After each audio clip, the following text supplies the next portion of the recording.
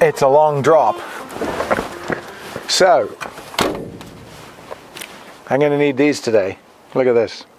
So somebody said, it's Skywagon University, we're not seeing many Skywagons. Well, we just got this, so let's do this. This is Mark from Skywagon University, and this is a 53 Cessna 180 polished aluminum. Let's have a closer look. Every time I look at it, I've got to do this. So here we are looking at this 53 180 through sunglasses. 29-inch Alaska bush wheels. It used to be, an 850 is probably more comfortable these days, but that's big tires on this plane. 53, okay, so what's the thing about a 53? First year of the Cessna 180. And really, the only difference between it and a 54 is a baggage door. There isn't one on a 53. Let's walk around it and have a look. We'll start with the engine. Okay, so if you want to get technical, this plane originally would have had an 0470A in it. And then 54, 55, the 0470J. And then after that, the KLRS engines, which are in the 180s and 182s from 56 till 76. So the upgrade for an early plane like this, when the A or the J is timed out, you put in a K or an R, and this has a K in it. So the early engine, sorry, that was not deliberate. The early engine was 225 horsepower, and so the later engines, like the one that's in it, is 230 horsepower. So it's an 0470, so O opposed, 6 cylinders flat, opposing each other, 470 cubic inches, and then the letter after it, A, J, K, R, is the year it's in, the designation, the type of engine. So it's got an upgraded propeller. It doesn't have the big exposed blade clamps that the early planes had that are riddled with ADs, and it's got the K in it. We're not going to take the cowling off because there's a lot of screws and it would take forever. So we'll just walk around it and see what she's got. Rolling. So lots of detail. I didn't have to do a lot of research on this video because this is my thing. So I might get a bit anal. The early planes, 53, 54, 55, have this recessed box with the air filter in the back. 56 has the flat, it's like cowling here, like it's got a little mailbox slot in it. But behind it is the same filter, it's just a different cowling. So if you see a little slot, it's a 56, getting newer. But these old ones are all like this. And then you have these old louvers on here, which is part of the aluminum. This one's got slots cut in it for cooling to get at the oil cooler, but it came from Alaska on Thursday, flew here, 19 hours. So 19 hours to here, which is Northern California, you can do the math, 19 hours with those tires, still, it's doing 130 knots, and it didn't use any oil the whole way here. So it actually wasn't worth taking them off for the trip. You see, they've got the foilers on here blocking up the holes for the Alaska, so the cold air doesn't super cool the oil, and the oil cooler's got it on it. But now it's in California, we'll probably take that off, even though this morning it was 30 degrees here, which in centigrade is -2. Then the other thing is the J and the A and the J engines have 2 exhaust pipes that come out of the cowl flaps. There's little notches in the cowl flaps so that the cowl flaps can close over the exhaust. This isn't a J or an A. So it's got the A and the J exhausts on a K to allow you to keep the cowl flaps, because if you don't, you've got to cut a hole in the cowl and have the exhaust pipe come out the way it does in the 56 and newer 180s. So since we're at the front, it's got Alaska bush wheels, it's got Alaska bush wheel, it's got the tires, the 29s, we said that. Double puck brakes, 185 gear legs. Why have spindly little gear legs when you got the plane that can do this off airport? It's been kind of set up for a little bit of backcountry flying. And the polish, people are like, oh, it's polished, you know, it's going to be hard to maintain. If you live in a dry state, if you live in New Mexico, Arizona, I mean, Colorado, you know, all those like southwestern dry states that don't have humidity, this is a once-a-year polish. I mean, you can polish it every now and then for fun, but if it lived in a highly corrosive, damp environment like Florida, South Carolina, or somewhere where it's very humid, it would corrode audibly while you watched. So it's probably not a good idea to have a plane like this if you're not got it inside an air-conditioned treated hangar. But it's 37 pounds lighter than if it was painted. The original equipment list on the build sheet of a Cessna, if you bought it brand new in 53, the option was paint or not, and if you didn't, it saved 37 pounds. So that's how much paint covers a Cessna 180. So let's move on. So I mean, you want to really get nerdy about it. The early door handle, it's just a little over center latch, and you don't lock it down inside. It literally just shuts. The later ones will go over center and close, and then you get the long handle. And these Skywagons never got the T-shaped handle because they weren't making them late enough. So you'll only see this or the long door handle on them. And that is shut. I mean, it's just that little latch, but that is closed. And no baggage door. That would be here. And you can add it. If this was like, if you had the engineering drawings from Cessna about what the 54s and 55s have, you could cut in a baggage door with all the framing, and then the button goes inside the door here that you press. You press that button, it pops the hinge, opens, because the baggage door on these early planes has no handle on it. So you lock that door, and it locks the baggage door too. No third window.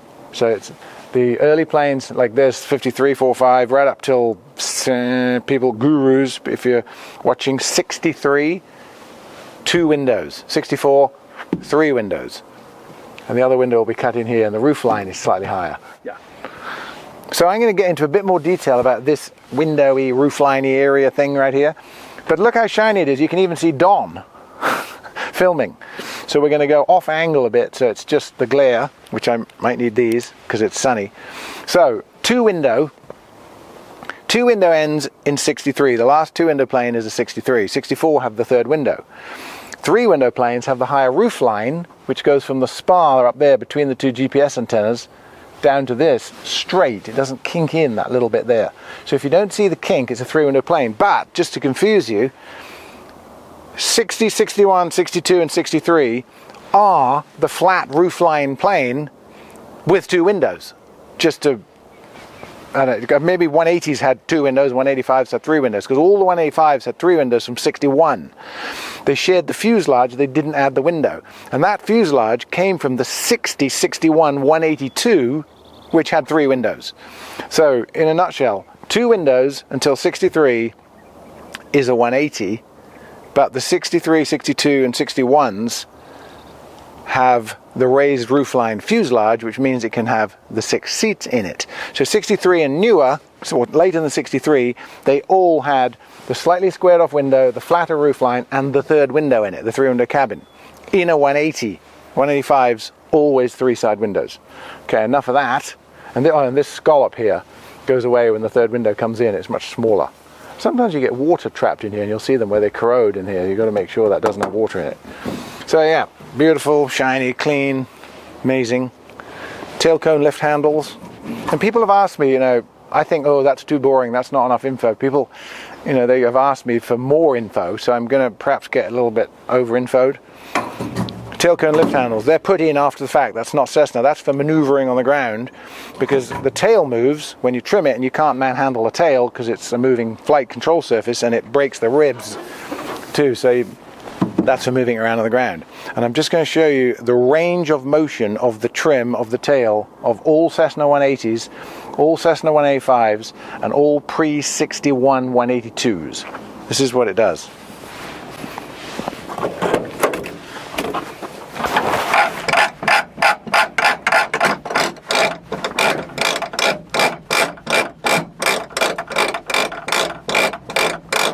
There's a lot of it. Look at that range. That is totally nose up. You would never be like that in the air, but it just means that you can have gravity, center of gravity issues, and trim out the aero very easily. I always reset it to neutral. And neutral, as a rule of thumb on all of these planes, is about 1.5 inches below that seam. And on the later 180s and 185s, there's a rivet there which does nothing other than indicate neutral trim. It doesn't do anything. So if you've rigged the trim, you've replaced the cable, you've done something to the trim, and you index in there at neutral, and you have this pointing at that rivet, or this height below here, you can tell they're both talking to each other. Because you don't want neutral trim and this all the way up. Because inside here there are jack screws that screw that up and down. So I got to put these back on. This thing's giving me a tan. So since we're on the subject of 3-window, 2-window roofline planes, if it's the old style roofline 2-window airframe, they don't have downsprings in their elevators. So if I put that like that and let go, it stays there. If this was a later model plane, a later model 180 or all 185s, that would clunk down on its own with a spring, and I have to actually I have to push that down. So that is why people say they like the light feel. I'm getting glared out by this thing. It's fantastically shiny. People say they like the light feel of the early planes because the elevator's light. Well, it is light because it has another downspring in it. This is like a big, powerful Bush 170 more than a 185. And even though they weigh less and they carry less, they're excellent performers because of that. So this one's got a stall kit on it. We'll look at that, and it would be a great backcountry plane. Okay, let's get up there and have a look at the stall kit. I mean, if this was a regular plane, I wouldn't be able to even, I could, it'd be here, but I'll climb up. Have a look. 29s. Okay, so the stall kit. Stol, S-T-O-L. People think it's S-T-O-H-L sometimes because it's like a German word with a silent H, but it isn't. This is stol, is a short takeoff landing. So it's a cuff you add to the wing. It goes from root to tip, and because this is a pre-73 Cessna, because it's a 53, pre-73 Cessnas have landing lights in the wing, so you can identify it. Those planes have a straight chord wing, just symmetrical. What this cuff does, there's many, there's Bush, Owl, Mid-America, Horton, Sportsman, Robertson. This is a Horton. It's got a fence on top of the wing, it's got a cuff on the leading edge, and it just makes it more of a lifty profile. So you've got more of a cuff rolling over here, goes right to here. There's a little fence here for airflow. They cost, it's like probably $2-3 grand to buy, $3-4 grand to put on, and then you've got to paint it, but not in this case. Air vent in the front, and when you see foil in the air vent like this, it's because it's in a cold climate, because this came from Alaska, like that oil cooler. It's just got a bit of foil over it because you don't want sub-zero Arctic air blasting in at you. But that's a stall kit leading edge, and it'll give you, it doesn't really slow the cruise down very much because it's nearly like a post-73 Cessna wing, but it does give better lift, slower stall speed, shorter takeoff, better climb out. So it's an excellent thing to add if you're going to do this with it. So that's a stall kit with no H. So enough about the torque and the rivets and the specs and the details. Let's have a look inside. It's equally nice in there. So, inside. Look, I'm not short. The plane is tall. Look at this. Chest height seats. Custom panel, all cut and polished. Pretty nice.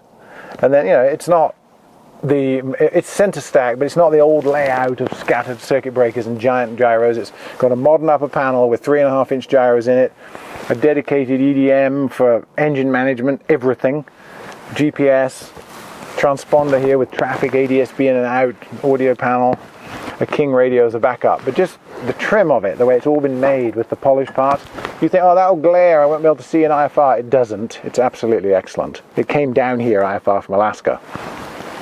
And then somebody who's very observant will say, ooh, look, the yolks are on upside down. They are. Imagine if that went all the way over. You'd never do that in my Mooney. If that went all the way over, that's the way they're designed to be. If you put them on this way, your knees are better clearance. It just literally 2 bolts, reverse it, and put it back on, log entry. So they're on upside down. And then inside, very similar to a lot of, all 180s and 185s. It's just the same as every other 180, 185. Trim, very, very effective. Manual flaps, 40 degrees. 10, 20, 30, 40, 50. No, there's 40, but it's just got different cuts in it. Actually, 10, 20, 30, 40, 50. So it isn't 50, it's 40 degrees max, but it's not got 10 degree increments. So that's been cut, that's custom cut for different amounts of flaps, which is interesting. Metal rudder pedals.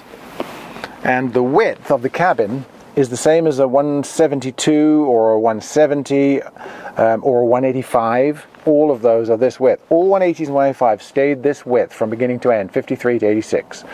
53 to 85. They all stayed this wide. So there is no buy a later model, get a wider cabin. A 182 went wider in 62. So 62 is 5 inches wider than 61s in a 182, but 180s are all like this. Okay, I think we should probably fly it.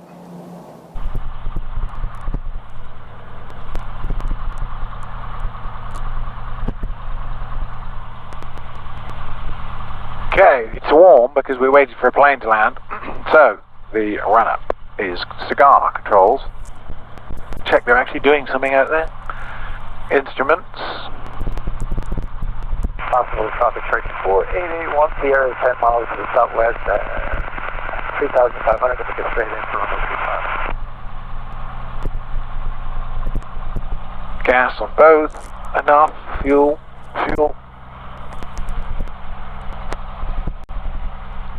Run up.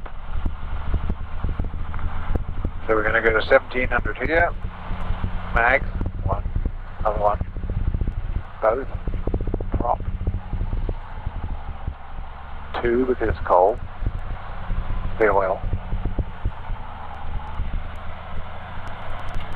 Flaps. Release the seatbelts a little bit to give me some more room to get them. Okay. Let's do it. Traffic's going. Traffic's going. 1645 Charlie. Fast traffic 23, 11 right fast.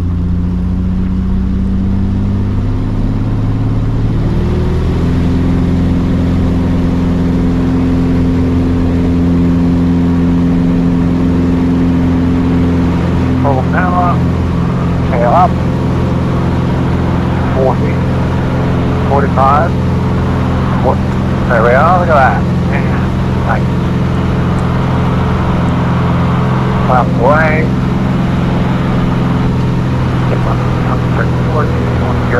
Bring it back. RPM. 450. 1200 feet a minute. I mean, these are just as good as it gets. This one, particularly. Just flew from Alaska, literally, it left on Thursday rather than Saturday. And I don't normally do pricing and things on these, but, you know, everybody asks, so this plane is $199,000. And it's low time engine, low time airframe. Very, very nice plane. Keeps on trying to climb low. Best level. Fine.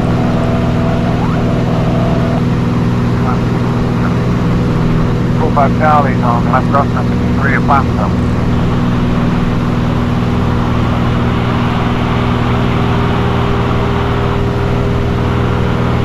Okay, I'm going to go a little bit high on downwind because I just want to show you how slowly these will fly. It's got a stall kit, it's an early plane, it's light.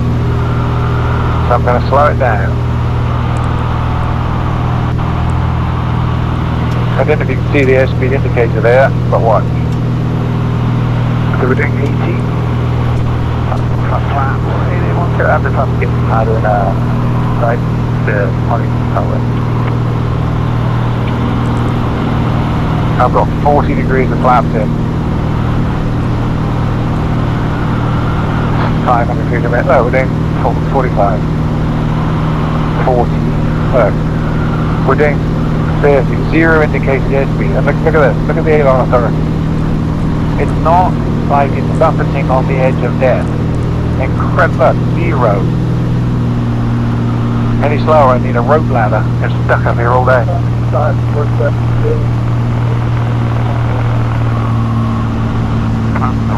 Charlie, left downwind, interior platform.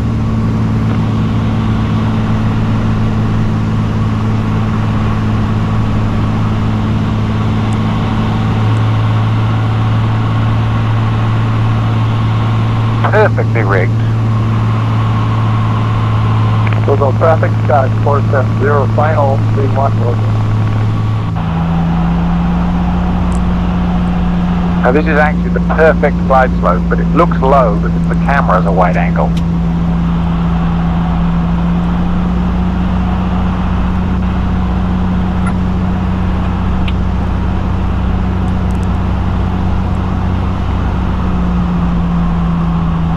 Doing 60. I'm going to do a wheel landing.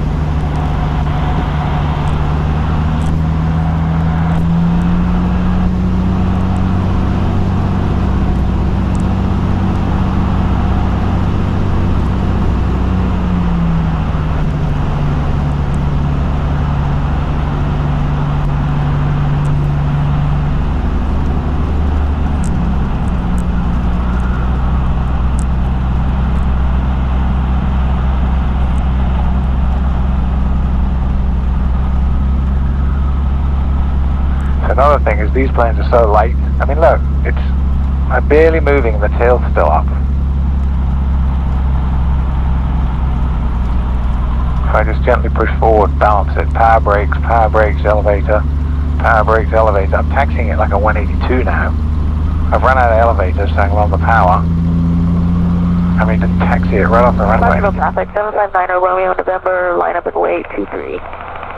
With the tail up. And there's a plane coming, so I'm probably just going to stop here and let the tail come down. Like that. Yoke back, power off. Hard on the brakes, but fun. Yes. Pretty airplane. Thanks. Polished, like yours.